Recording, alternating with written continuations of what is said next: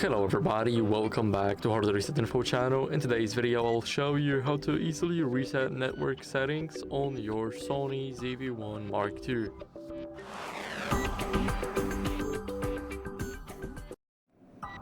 So first, open up the menu by clicking here. Now click on this little green icon and here click on network option. Here, as you guys can see, here we can simply click reset network settings and here click on enter. Now the camera will reboot and then our network settings will be back to default, or they would just be factory resetted. So that be it. Thank you guys for watching. Make sure to leave a like, subscribe, and see you next time. Bye.